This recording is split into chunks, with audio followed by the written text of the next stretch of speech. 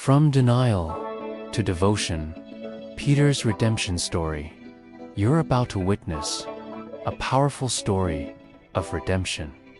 A story that begins in fear, but ends in faith.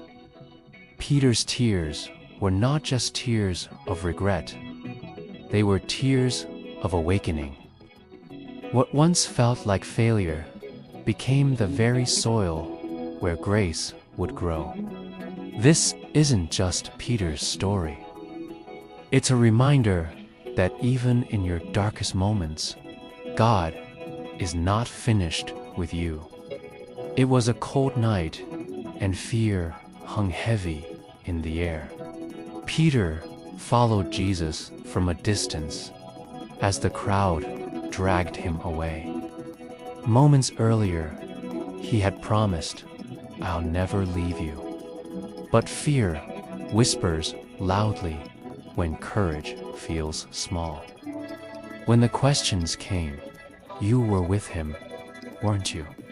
Peter's heart trembled. 3 denials later, the rooster crowed, and time seemed to stop. Before the rooster crows, you will disown me 3 times. Matthew 26-75, Peter wept. The kind of tears that come from knowing you've broken your own promise. Regret is heavy. It clings to the heart and whispers, "You're not worthy anymore." Peter had seen miracles, walked on water, called Jesus Lord.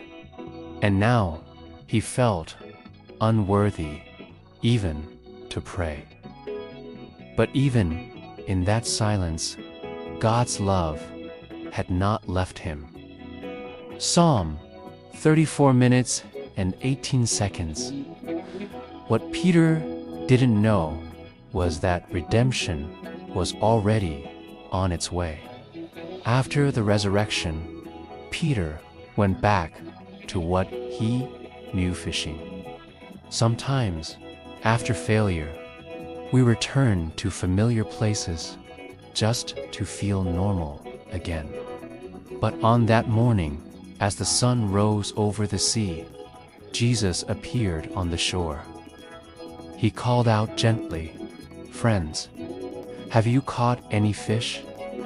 When Peter realized it was him, he dove into the water and swam to shore. There, beside a fire, Jesus waited not with rebuke, but with breakfast and grace. "Simon, son of John, do you love me?" John 21:17, 3 questions, 1 for every denial.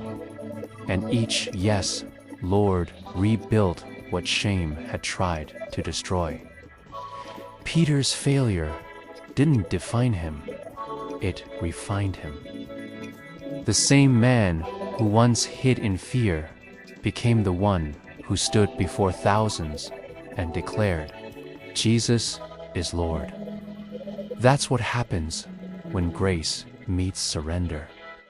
The man who denied Christ became the rock of the early church. "Upon this rock I will build my church, and the gates of hell shall not prevail against it." Matthew 16:18. God turned Peter's fear into faith, his sorrow into strength, and his tears into testimony. Maybe you've had your own courtyard moment, a time when fear made you say or do what you swore you never would.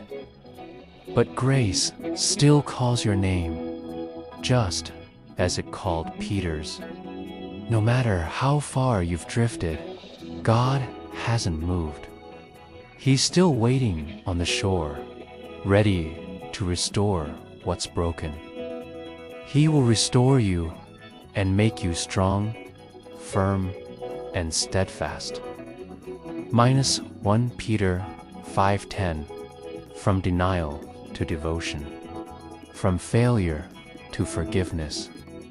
Peter's story reminds us no one falls too far for God to lift again.